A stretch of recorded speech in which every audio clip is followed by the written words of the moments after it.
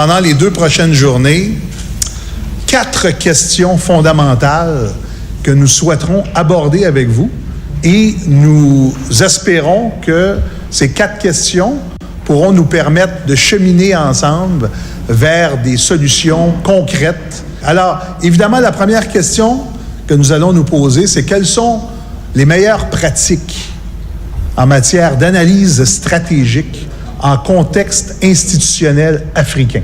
L'identification et l'analyse des risques stratégiques, opérationnels et normatifs des méga-projets ou des projets majeurs, en gardant évidemment en filigrane le contexte du projet Simandou.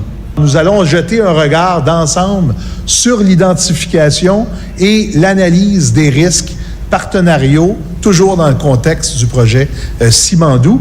Et nous terminerons avec, évidemment, les meilleures pratiques, comment adresser les véritables défis de gestion associés aux risques spécifiques des mégaprojets. La valorisation du capital humain, au-delà des mots, se matérialise donc par l'ouverture de la haute administration guinéenne aux plus grands instituts de sciences et du savoir. Rendre ainsi compétitifs les Guinéens et les préparer aux enjeux qui s'annoncent, notamment dans la perspective du démarrage du plus grand projet minier du monde, Simandou, ainsi que dans la mise en œuvre du programme de développement qui en découlera à l'horizon 2040. Telle est l'ambition nourrie par les autorités guinéennes.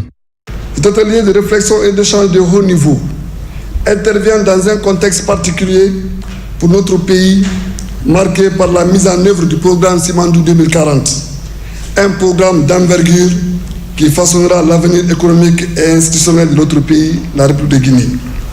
À travers ce programme Simandou et d'autres réalisations en cours dans notre pays, Son Excellence, Monsieur le Président de la République, chef de l'État, chef suprême des armées, le général Mamadi Doumbouya, vient de démontrer qu'une nouvelle Guinée est bien possible dans une Afrique décomplexée. L'exemple vient d'en haut et l'imitation d'en bas, dit-on. C'est ainsi que le ton a été donné pour 2 jours de réflexion en vue de mieux cerner les enjeux liés aux nouveaux paradigmes et aux défis émergents pour l'administration guinéenne. L'objectif de ce cadre d'échange n'est pas de dispenser une formation, mais de favoriser une dynamique d'interaction et d'apprentissage mutuel entre les facilitateurs ayant des expériences similaires et les conseillers et hauts cadres mobilisés. Dans un monde en perpétuelle mutation, il est impératif que notre administration développe des capacités d'adaptation et d'anticipation face aux enjeux stratégiques actuels. Cette initiative du cabinet de la présidence de la République ayant permis de mobiliser des experts de haut niveau de l'École nationale d'administration publique du Québec traduit la volonté du chef de l'État de renforcer la capacité d'analyse et de gestion stratégique des conseillers des administrations stratégiques de notre pays. Cet atelier qui permettra également de développer les outils efficaces pour contribuer à la réussite des chantiers de la refondation s'est conclu par une rencontre dînatoire au cours de laquelle les différents intervenants ont non seulement exprimé leur satisfaction, mais se sont évidemment projetés sur des perspectives heureuses. Le chef de la diplomatie guinéenne, le Dr Maurice Anda Kouyaté, qui a pris la parole au nom du gouvernement, ainsi que le représentant de la délégation canadienne, n'ont pas manqué de mots pour saluer la noblesse de l'initiative et la haute ambition du général Mamadi Doumbouya visant à valoriser et rendre performante l'administration guinéenne. Je suis sûr et certain que cette vision du chef de l'État sera une boussole pour le reste du monde, pour savoir que la base de tout pays, ce n'est pas les élections. La base de tout pays, ce ne sont pas des slogans politiques.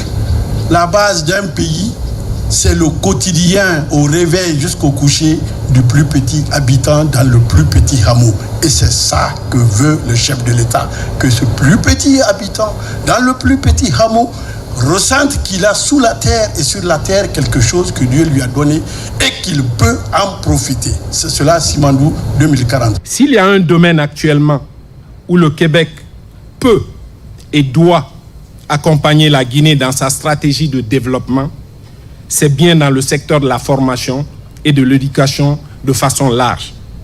Et je dirais beaucoup plus marqué pour la Guinée, avec son projet du siècle.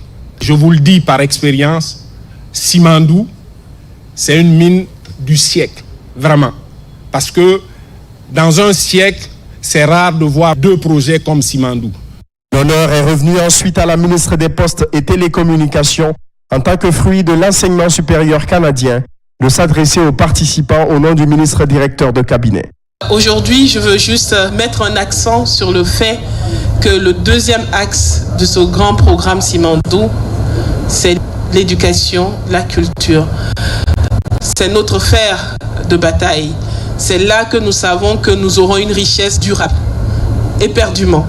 Si nous réussissons à consolider notre capital humain, nous aurons réussi notre pari du grand programme Simandou. C'est la vision du chef de l'État. D'autres initiatives s'inscrivant dans le même registre sont notamment la construction de plusieurs établissements scolaires, l'initiation et la finalisation de nombreux ouvrages dans les institutions d'enseignement supérieur, le lancement de programmes d'équipement et de formation dans les métiers du numérique, la mise en place du Prytanée militaire, le lancement très prochain de Simandou Academy. Comme l'a récemment fait remarquer le ministre directeur de cabinet de la présidence de la République et président du comité stratégique de Simandou, je cite, « Conformément à la vision du chef de l'État, son Excellence le général Mamadi Doumbouya, le capital humain est au cœur du programme de développement socio-économique durable et responsable Simandou 2040. À travers l'initiative Simandou Academy, nous affirmons notre engagement à former les cadres guinéens et les générations futures, un élément clé pour garantir notre souveraineté. » Fin de 11e édition de l'Assemblée générale des plateformes des régulateurs de l'audiovisuel de l'espace UEMOA et de la Guinée. Au cours de ce conclave, la Guinée a été honorée à travers l'élection à la vice-présidence de cette organisation sous-régionale du président de la Haute Autorité de la Communication. Les images de nos confrères de la RTBF sont commentées par Amadou Touré. Lutte contre le piratage des contenus audiovisuels via Internet était le thème de ce colloque international tenu à Ouagadougou, capitale du Burkina Faso. La Guinée a été représentée par Boubacar Yassine Diallo, président de la Haute Autorité de la Communication HAC, à cette importante rencontre sous-régionale. Une occasion pour ce journaliste, reconnu par ses pairs, de se prononcer sur les conséquences de ce fléau pour la production audiovisuelle en Afrique. Pour assainir le secteur des médias, pour promouvoir la liberté de la presse qui s'adosse sur la liberté d'expression, nous avons le devoir de protéger le contenu des œuvres cinématographiques et télévisuelles. Cette rencontre, qui est également la 11e Assemblée générale des présidents de la plateforme de régulation de l'audiovisuel de l'espace UEMOA et la Guinée, a servi d'occasion pour l'élection du Guinéen Boubacar Yassine Diallo comme vice-président de la plateforme des régulateurs de l'audiovisuel de l'espace UEMOA. Il devient ainsi la deuxième personnalité de cette instance après le président de la Haute Autorité de l'audiovisuel et de la communication du Togo, qui a été désigné président de la plateforme pour un mandat de 2 ans. Le piratage des contenus audiovisuels expose les créateurs à la mendicité, ce qui est inacceptable. Les créateurs de contenu doivent vivre du revenu de leur labeur et c'est à nous, parmi d'autres, de les protéger. En marge de ces travaux qui coïncident avec la tenue de la 29e édition du FESPACO, le président de la HAC a été reçu avec tous les honneurs en compagnie de ses homologues de la sous-région par le Premier ministre du Burkina Faso, Jean-Emmanuel Ouédraogo. Comme annoncé dans les titres, c'est officiel, la Banque centrale de Guinée inaugure une nouvelle agence à Kankan. L'édifice est implanté au quartier Korioulin pour livrer des opérations tant attendues, un modèle commercialement offensif et plus efficace au service des clients. En agrandissant ses écuries, la BCRG mise sur la proximité pour répondre aux besoins et exigences. Diamokaba. Ce 1er mars 2025 marque le 65e anniversaire de la création de la monnaie guinéenne. À Nabaya, cet événement historique est célébré par l'inauguration de la toute nouvelle agence régionale de la Banque centrale de la République de Guinée, BCRG, un édifice moderne qui symbolise l'engagement du pays vers une gestion monétaire plus performante et adaptée aux défis économiques actuels. Ce complexe moderne, répondant aux inspirations de son Excellence Monsieur le Président de la République, le général Mamadi Doumbouya, comprend un bâtiment principal R+2 extensible à R+5, une cantine moderne pour la restauration du personnel, un bâtiment d'habitation pour le chef d'agence et un immeuble d'habitation de 8 appartements pour les cadres. L'agence de Cancan dispose d'équipements modernes de dernière génération composés de 2 machines de tri BPS M7 pour le traitement de billets de banque, une machine Notapac pour l'emballage de billets de banque et une machine BDS 200 pour la destruction des billets retirés de la circulation. Ces équipements ont déjà apporté une amélioration importante dans la capacité de traitement de l'agence. Elle renforcera notre capacité à fluidifier les transactions monétaires et assurer un suivi de proximité avec les institutions financières locales. Je suis convaincu que ce joyau architectural permettra de renforcer la proximité des services financiers avec la population et à coup sûr d'améliorer le taux de bancarisation dans cette région. Dotée d'équipements de pointe, cette nouvelle infrastructure renforce la capacité de la BCRG à mobiliser et orienter efficacement les ressources financières, un atout stratégique pour accompagner le développement économique et social du pays. Avec l'inauguration de cette nouvelle agence, vous accentuez votre volonté de décentraliser vos services et vous rapprocher davantage des populations. Cela permettra à de nombreux citoyens et entrepreneurs de bénéficier de services financiers adaptés, de conseils avisés et de soutien à leurs projets. Avec cette inauguration, la Guinée réaffirme sa volonté d'adapter son système financier aux standards internationaux. Une avancée qui, au-delà d'un simple bâtiment, représente une vision, celle d'une économie nationale plus résiliente et tournée vers l'avenir. Qualification de l'administration guinéenne à la région de l'Abbé vient de clôturer le projet d'appui au perfectionnement de l'administration publique financé par l'Agence française de développement. Le PAPAP a permis de former 600 cadres intermédiaires dans les 4 régions naturelles à l'Abbé. C'est le ministre du Travail et de la Fonction publique qui a présidé la cérémonie de certification. Mamadi Terna Kamisoko. C'est un important projet qui se clôture.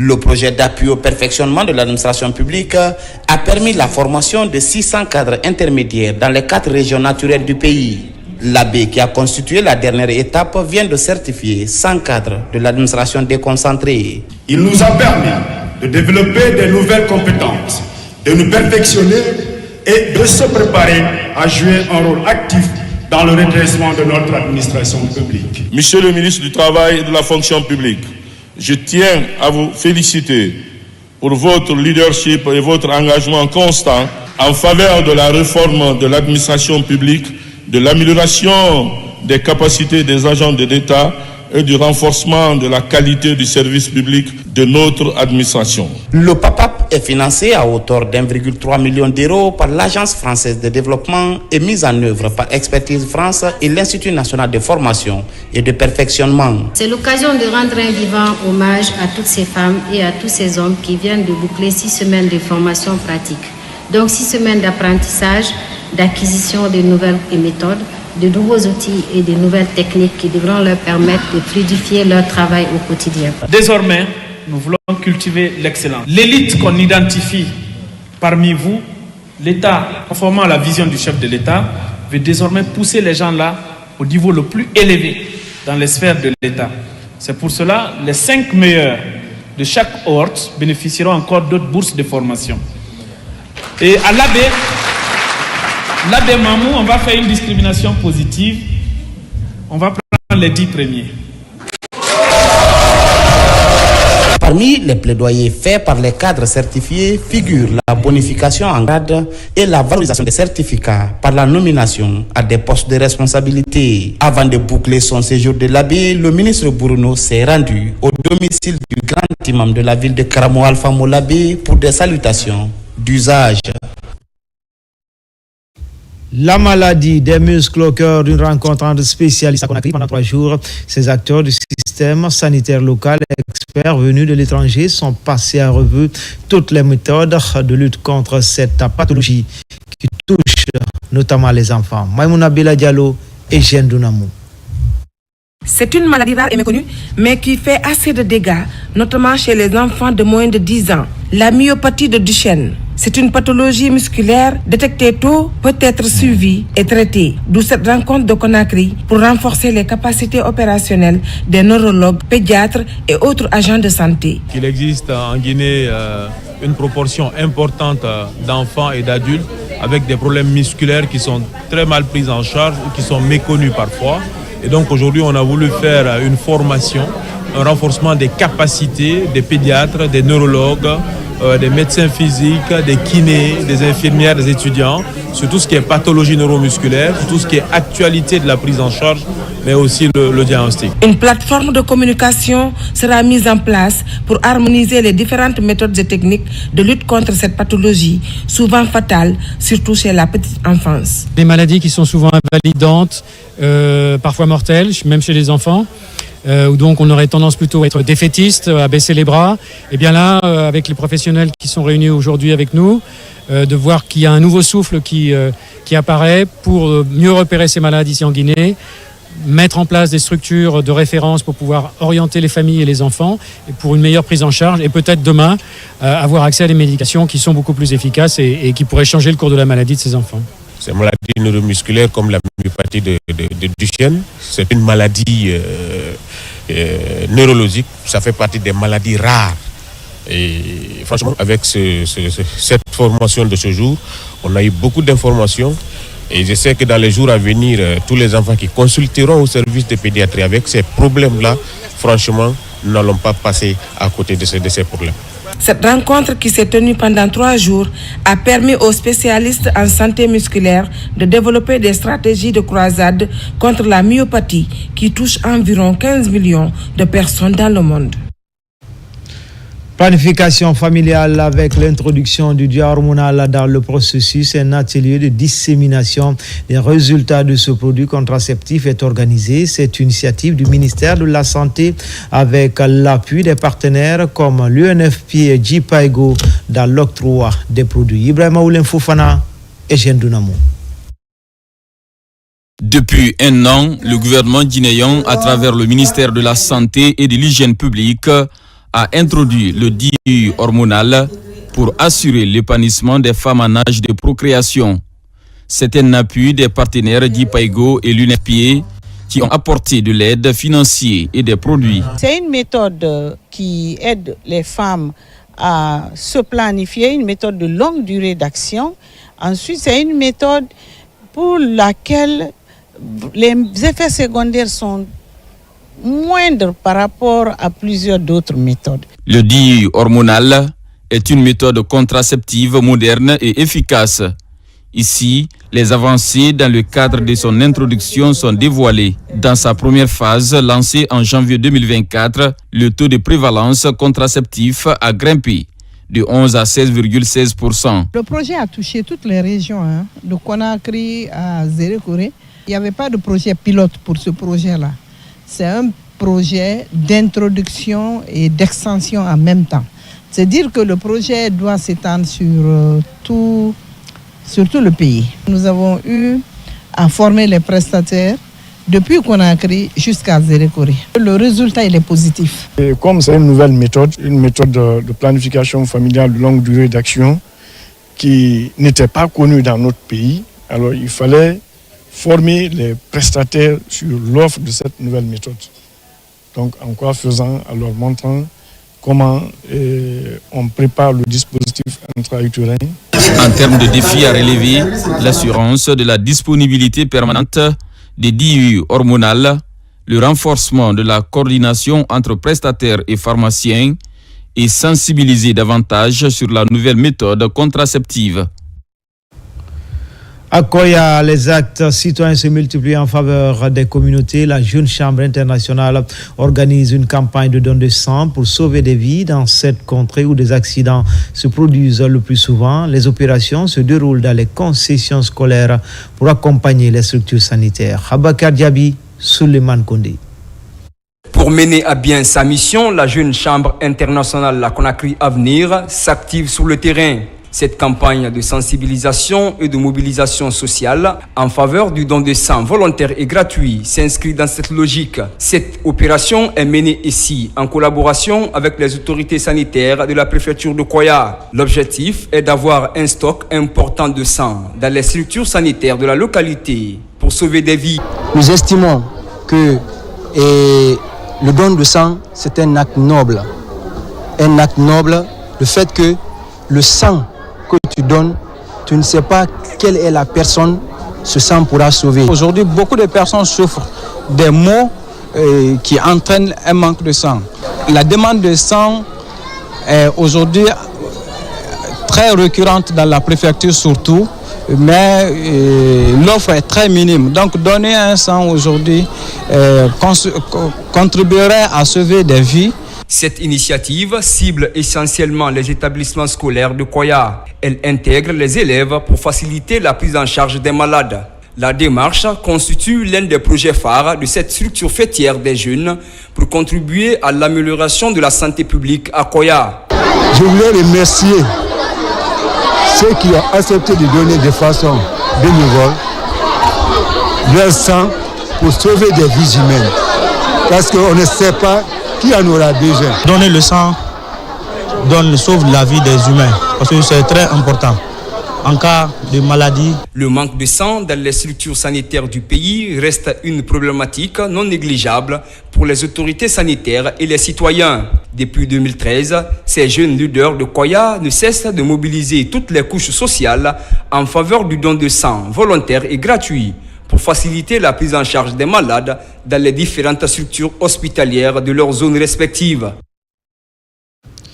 Sur l'île de Kassa, des causeries sur l'importance des serviettes hygiéniques sont initiées dans les concessions scolaires. Après sensibilisation, des kits ont été distribués aux jeunes filles. C'est une manière de préserver leur santé et les maintenir à l'école. C'est une des activités du Lions Club Conakry, Yara. Moussa Bangoura.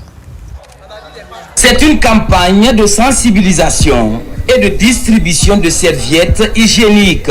Ici à Kassa, dans les établissements scolaires publics, des causeries éducatives sont organisées sur l'importance de l'utilisation des serviettes hygiéniques. La cible principale, les jeunes filles du primaire, collège et lycée. Pour chaque jeune fille, on a tenu compte, comme je l'ai dit, de plusieurs aspects, notamment un kit va servir pour une jeune fille toute l'année. Il faut aussi rappeler que cette activité vise à promouvoir la santé, l'éducation et l'émancipation des jeunes filles. Le Lions Club Conakry Yara pilote l'événement. Le but est d'amener ces jeunes filles à un changement de comportement afin de préserver leur santé en milieu scolaire. Pour avoir ça, c'est très difficile. Donc, vous avez fait tout ça là. Donc, ça va les très servir. Donc, je suis très heureux. Je leur dirai de bien conserver ça jusqu'à l'année prochaine. C'est d'en venir faire ces dons à leurs sœurs, à leurs nièces. Vraiment, on ne fait que s'en féliciter et les remercier. Et mutuellement, se confier l'un à l'autre. D'autres activités sont prévues les jours à venir par ce mouvement de jeunes qui œuvrent pour l'accompagnement des jeunes filles en situation difficile. À présent, je vous amène à Wudoumakoro dans Kinyera, un village primitif de Sakho, pour vous faire découvrir le quotidien des femmes sur les berges de la mare de Fanko. Des milliers de femmes, accompagnées parfois par leur mari, développent l'agriculture écologique pour soutenir les foyers, garantir un avenir radieux à leurs enfants. Beaucoup de difficultés font baisser leur production ces dernières années, comme nous le montre ce reportage signé Komara Moussa. Voici le quotidien des femmes lorsque le soleil jette ses premiers rayons sur Wudoumakoro, un village agro-pastoral de la sous-préfecture de Kinyera. Menu des petits seaux et des dabas, direction cette plaine de 101 hectares pour entretenir leur potager. Une activité de Russes qu'elles ont hérité de leurs ancêtres venus s'installer au bord de cette mare Fanko en disparition il y a plus de 800 ans. Nous ne sommes pas dans les mines. Nos maris sont fatigués et nos enfants sont à l'école. Que deviendrons-nous si on ne fait pas le maraîchage? Surtout si nos ancêtres ne nous avait pas laissé cette terre cultivable. Sur cette plaine à perte de vue, des variétés de légumes sont produits. Le manque d'eau dans la mare Fanko, de motopompes et produits contre les ravageurs font perdre la production chaque année. Une situation préoccupante pour ces habitants de Oudumakoro, dont la principale activité reste l'agriculture. Nous ne gagnons pas assez d'argent sur nos productions. Il y a trop de souffrance que de rendement. Nos potagers sont envahis par les bétails. Il n'y a plus de grillage ni d'eau pour arroser. Après la récolte, difficile aussi pour nous de trouver des clients. Nos productions se limitent seulement à Koundian, Loïla ou Kinyiran. À Oudumakoro, les femmes restent en première ligne de l'agriculture écologique. Elles sont souvent assistées par leurs maris. À l'image de ce couple sexagénaire en pleine activité de désherbage ce matin. Ma femme est fatiguée. C'est pourquoi, des fois, je m'efforce à venir l'aider pour nourrir les enfants et faire des revenus pour scolariser les enfants qui sont nos espoirs pour demain. Aucune de ces femmes n'a bénéficié jusque-là d'une formation en nouvelles techniques culturelles. Elle espérait un appui constant des autorités ou ONG pour augmenter les rendements. Surtout, leur aider à curer le lit de la mare, Fanko, complètement tari. Dans le cadre de la promotion des nouvelles technologies de l'information et de la communication, des filles et femmes membres du Conseil national des femmes de Guinée sont à l'école à Kindia. La rencontre regroupe les points focaux communication de cette plateforme de la société civile. C'est une synergie ministère de la promotion féminine et le Fonds de consolidation de la paix. Alfaïsia Gaba, Fanalabaya Kamara. Selon une enquête menée par la Banque mondiale, les femmes ne représentent qu'un tiers de la main-d'œuvre dans les nouvelles technologies de l'information et de la communication, et le fossé est plus large en Afrique au sud du Sahara, avec seulement 37%. C'est pour inverser cette tendance que se tient cette rencontre de Kindia. À cette ère du numérique, l'accès aux services digitaux est essentiel pour l'autonomisation des femmes et la réduction des inégalités de genre. Nous, en tant que Nations Unies, croyons à la force de la mutualisation des efforts pour y arriver. Souvent, les femmes sont en liesse pour réclamer leurs droits. C'est du théâtre. Le droit ne se réclame pas. Il s'impose par le travail. C'est ce que vous êtes en train d'appliquer ici aujourd'hui. Outiller les femmes, c'est outiller la société guinéenne. La rencontre de Kindia regroupe les jeunes filles et femmes des différents bureaux du Conseil national des femmes de Guinée, venues des 33 préfectures et des différentes communes de Conakry. Ces femmes apprennent les différents outils informatiques. Elles sont là pour se former aux outils qui vont les aider à travailler, à représenter les femmes. Et inclure les femmes dans ces processus-là. Le Conseil national des femmes aussi qui va être l'organe qui va permettre aux femmes de s'exprimer, de travailler pour le bien-être des populations en général. Pendant une semaine, les différents outils liés au numérique ont été enseignés à ces points focaux. C'est dans le cadre du programme de participation des femmes et filles pour une transition apaisée et réussie du système des Nations Unies à travers le Fonds de consolidation de la paix. Les services de défense et de sécurité de Dalaba, nord de bataille contre les trafiquants et consommateurs de stupéfiants, avec à la clé la saisie d'une importante quantité de chanvre indien et produits pharmaceutiques périmés. Une opération d'incinération est organisée pour débarrasser Dalaba de ces produits prohibés. RTG Mamou, Mamadou Patebaldi. À Dalaba, les services de sécurité et de défense ont déclenché une offensive contre les détenteurs de chanvre indien et des vendeurs illicites des produits pharmaceutiques. Après plusieurs opérations de contrôle sur le terrain, ils ont mis main sur une quantité importante de produits impropres à la consommation. C'est grâce à la bonne collaboration des citoyens de Dalaba pour nous mettre sur la piste de ces produits. que vous voyez devant vous ce matin-là, à savoir une quantité de produits pharmaceutiques et une quantité aussi de chanvre indien. Donc on a procédé à l'interpellation de ces personnes et on a dressé les procès-verbaux et les mettre à disposition de la justice. Au cours des opérations, les présumés détenteurs de ces produits prohibés ont été mis à la disposition des autorités judiciaires. Et le tribunal, enfin, dans la décision, a ordonné que les produits soient incinérés. Donc, il y a aussi une dizaine de kilogrammes de chanvre indien. C'est tout ça qu'on a réuni pour venir à la décharge, ici à la nouvelle décharge de Dalaba, afin de procéder à l'incinération des 10 produits. Pour dénicher les bandits et leurs complices dans la cité et améliorer la santé des populations, les services de sécurité et de défense de Dalaba en appellent à une franche collaboration avec les citoyens pour que règne la paix et la quiétude sociale dans la ville de Dalaba. Déterminés à offrir aux fidèles un environnement sain, les membres du conseil communal des jeunes de Matoto ont procédé à un coup de balai dans leur commune. Première étape, les lieux de culte et artères des quartiers Anta et Kisoso.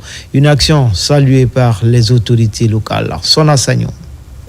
La propriété est l'affaire de tous. Fortement mobilisés, les membres du conseil communal des jeunes de Matoto se sont engagés à faire une différence dans certaines artères et lieux de culte dans les quartiers d'Anta et Kisoso. À l'occasion du mois saint de Ramadan et du Carême, initions cette activité, allons nettoyer les églises et les mosquées et venir en appui à nos mamans, dire aux jeunes, nous pouvons aussi laver les mosquées.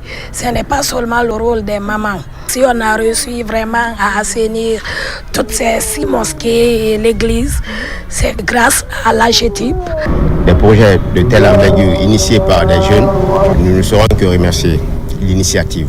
Leur dire que nous sommes disponibles pour tout projet allant dans le sens de l'occupation saine des jeunes. Dotés de matériel de nettoyage, ces jeunes accompagnent les citoyens et les autorités locales dans leur action citoyenne. Je ne peux qu'encourager cette jeunesse à faire mieux, à s'impliquer davantage dans la vie sociale, à s'impliquer davantage pour le développement, à s'impliquer davantage, voire même dans la politique de la Guinée et à surtout encourager la population à resserrer les rangs. Une immense joie de les coacher, de continuer à les orienter pour qu'ensemble ils puissent se donner la main pour relever les grands défis qui se posent à la jeunesse de notre pays, en général, mais particulièrement les jeunes de la commune de Matoto. Cette opération de nettoyage est initiée par le conseil communal des jeunes de Matoto. Le but est d'offrir aux fidèles un environnement sain et propice. Cette action collective favorise la protection de l'environnement. Cérémonie de lecture du Saint-Coran dans la commune de Matoto. Également, elle est organisée par les membres de la COSABAG. Des prières et bénédictions ont été dites pour la cohésion sociale et la réussite de la transition en cours en Guinée. Nabila Moussa Kamara, Mamadou Saliou Bangoura. Lire le Saint-Coran et faire des bénédictions pour le pays, tel est le motif de la mobilisation des membres du COSABAG, des responsables religieux, des autorités locales et des fidèles musulmans.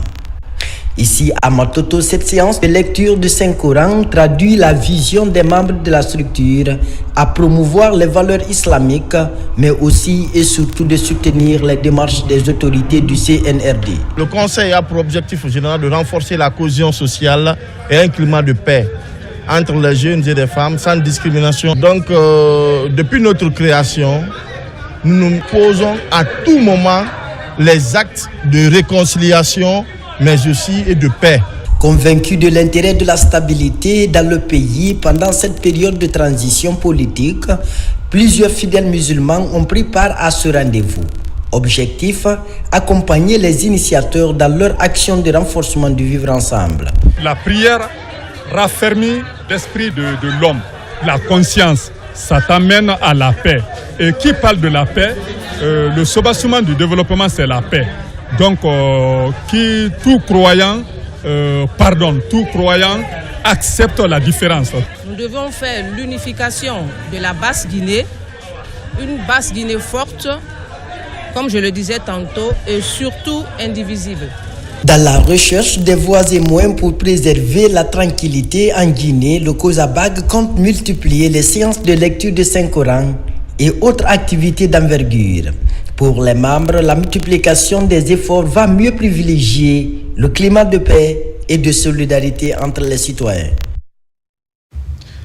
La mosquée Faisal de Conakry a servi aussi de cadre à une cérémonie de lecture du Saint-Coran. Elle est portée par la section syndicale du secrétariat général des affaires religieuses en partenariat avec la direction générale des pensions militaires et des anciens combattants. Adjudant-chef Oumar Kamara, il est correspondant de la presse militaire. Sur l'esplanade de la grande mosquée Faisal de Conakry, une cérémonie religieuse est organisée. Elle porte essentiellement sur la lecture du Saint-Coran afin d'implorer la grâce divine pour renforcer davantage la paix dans le pays. L'initiative est de la section syndicale du secrétariat général des affaires religieuses en synergie d'action avec la direction générale des pensions militaires et anciens combattants. Notre présence ici témoigne de notre attachement aux valeurs fondamentales qui nous unissent. La paix, la cohésion sociale et le vivre ensemble. Ces principes puisés dans les enseignements du Saint-Coran sont des piliers de toute société harmonieuse et prospère. Nous avons le devoir de les préserver et de les renforcer afin d'assurer un avenir empreint de sérénité et de fraternité pour la nation.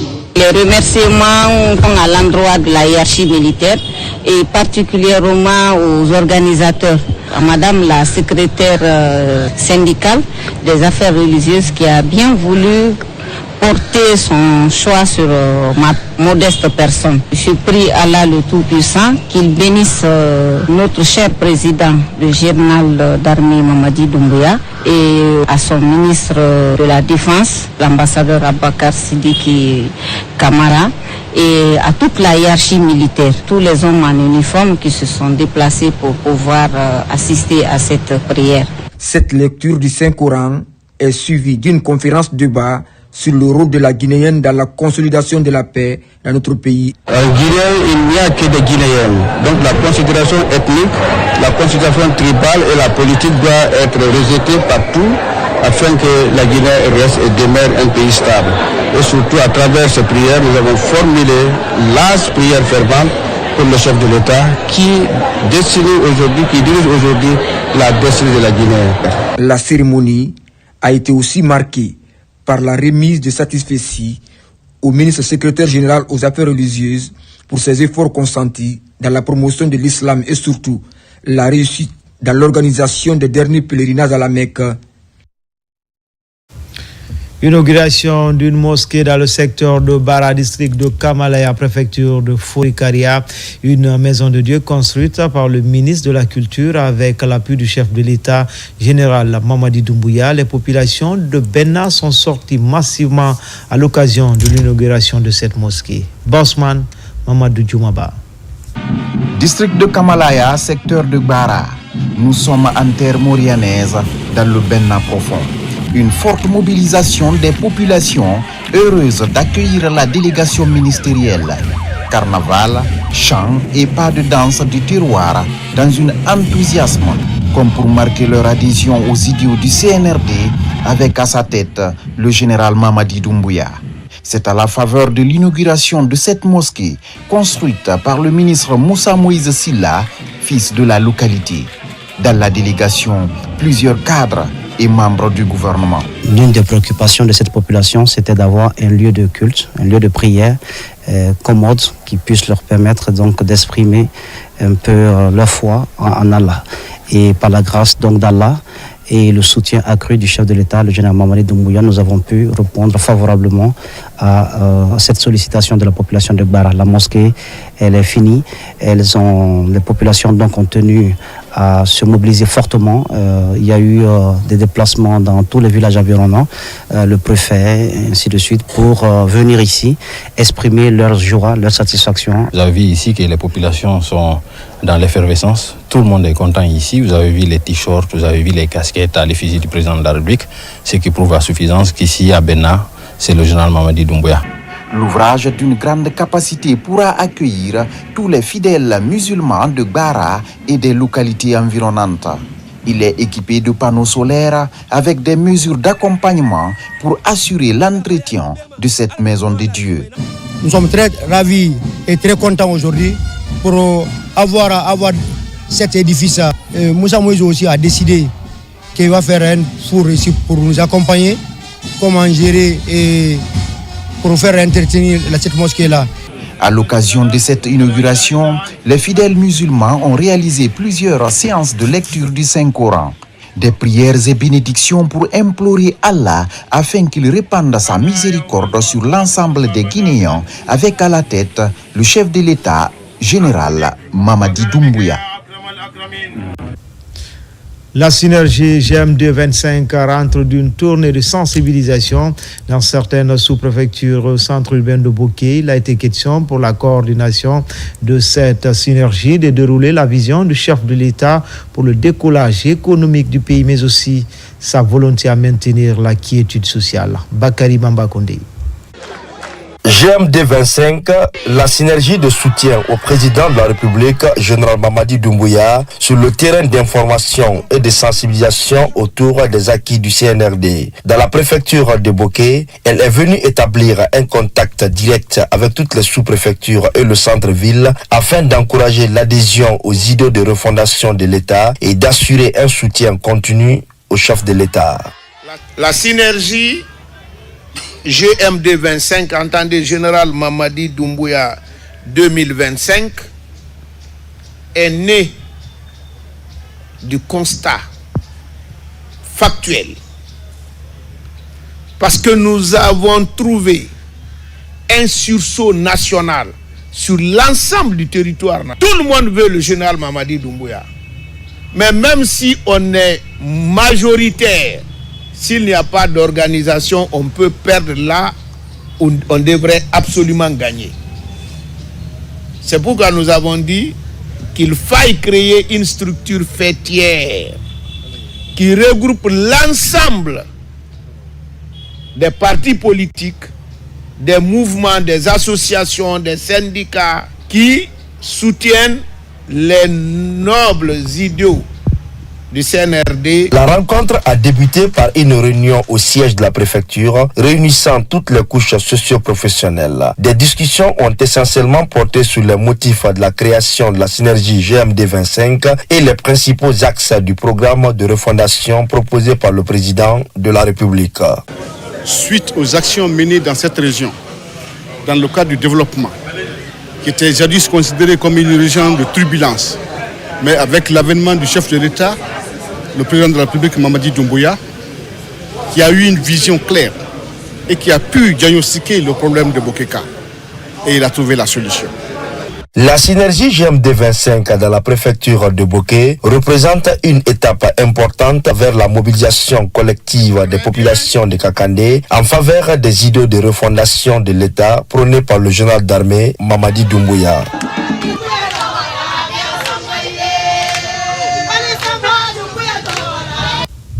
Action de soutien en faveur du CNRD sur le tour des membres de l'Union des jeunes pour le progrès de se mobiliser pour exprimer leur reconnaissance aux autorités de la transition venues des différents quartiers de Conakry. Ils se sont retrouvés à Dixine pour magnifier les acquis du CNRD. Mamadou Salouba. En guise de reconnaissance aux acquis de la transition, des mouvements de soutien ne cessent de voir le jour. Dans la commune de Ratoma, le mouvement Le Général Mamadi à la victoire vient d'être mis en place. Il est porté par les femmes issues de tous les domaines d'affaires. Ces femmes sont résolument engagées à accompagner les projets de développement enclenchés par le CNRD. En ce jour historique, nous nous rassemblons pour donner naissance à un mouvement porteur d'espoir et de renouveau. Un mouvement qui incarne la force, le courage et la détermination des femmes de notre nation guinéenne. Le nom que nous portons, Mouvement Le Général Mamadi à la victoire, est bien plus qu'un titre.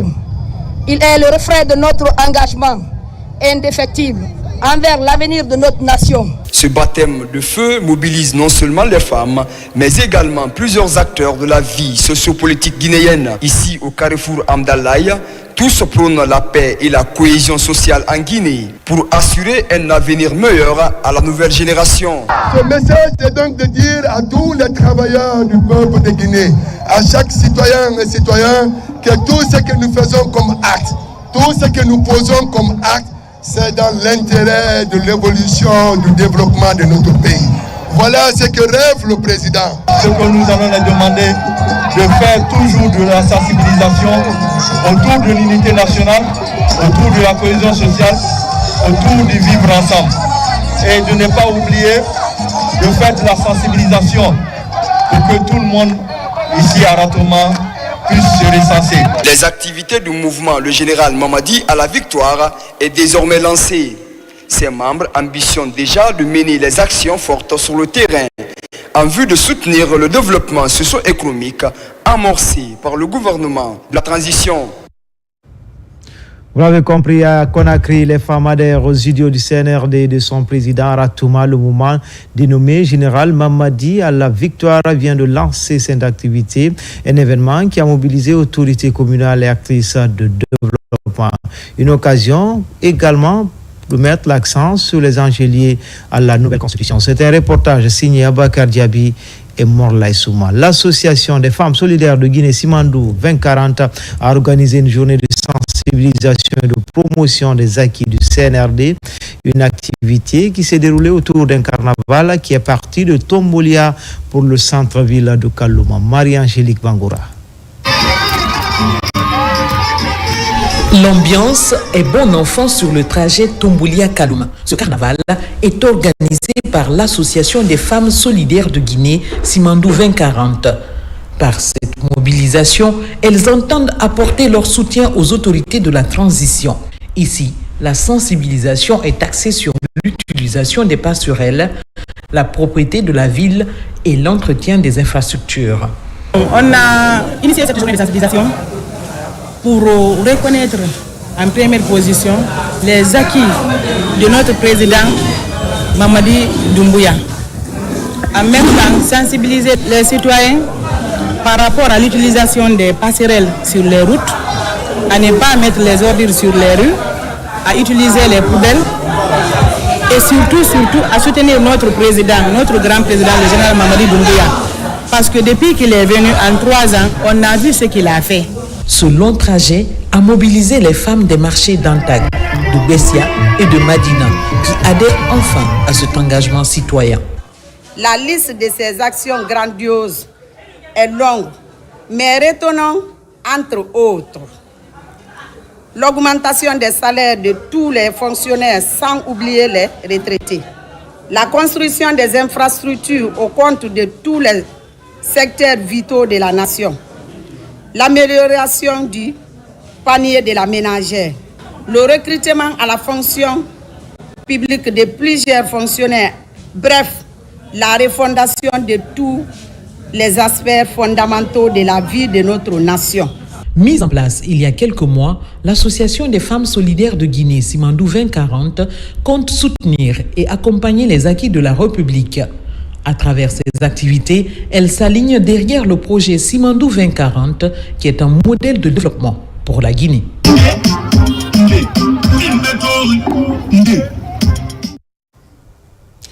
Et puis l'ambassadeur de France à Conakry sur le site de l'Académie KPC de Rorira. Un partenariat vient d'être scellé pour l'obtention des papiers de voyage pour les académiciens à l'international. C'était un reportage signé Abakar Junior Kamara. L'Académie KPC s'ouvre au monde à travers la diplomatie offensive. Ce jeudi 27 février 2025, l'ambassadeur de la France visite les installations de l'Académie à Rorira, dans la préfecture de Debreka. Du bloc administratif aux pelouses, en passant par la piscine et le trottoir des enfants, tout a été visité par l'ambassadeur. Je voudrais rendre hommage à M. Kirfala Kamara et M. KPC pour cette incroyable institution qui vraiment donne des opportunités à des jeunes Guinéens de briller sur la future scène footballistique mondiale. On leur donne un projet de vie et je trouve ça extrêmement émouvant. La visite de l'ambassadeur de la France en Guinée est un ouf de soulagement pour l'équipe d'encadrement.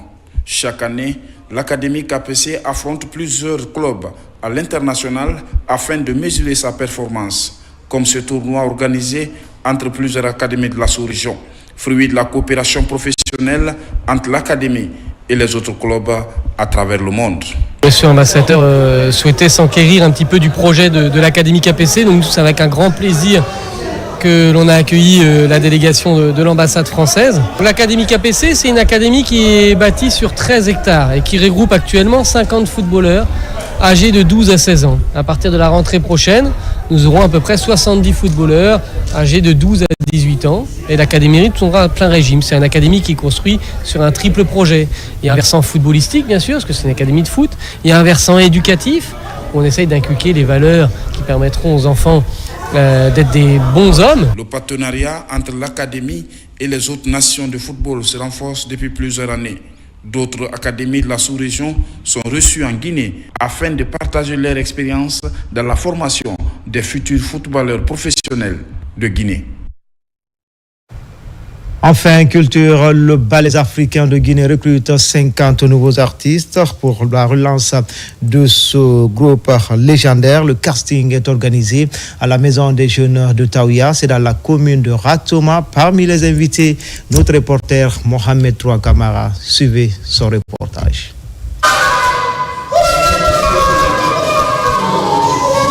Les ballets africains de Guinée recrutent de nouveaux membres pour une relance sur le plan national et international. C'est dans cette perspective que se tient ce casting de recrutement ici à la Maison des Jeunes de Taouya, dans la commune de Ratoma. Les ballets africains sont notre équipe nationale de la culture et du patrimoine historique. Et c'est important que dans le nouveau contexte de la refondation de notre pays, que ces ballets soient reformés, restructurés, afin que notre pays, à travers ses expressions culturelles, puisse être relancé sur les firmaments du monde entier à travers la culture. Ces sociétaires chevronnés de la musique traditionnelle guinéenne ne passent pas par mille chemins pour le choix des méritants. Aujourd'hui, il y a une stratégie qui a été mise en place pour recruter des artistes de talent, des artistes de qualité pour les ballets africains de Guinée. Les ballets africains, c'est un ensemble emblématique de notre pays, c'est un patrimoine. Les participants sont conscients que seul le mérite paye.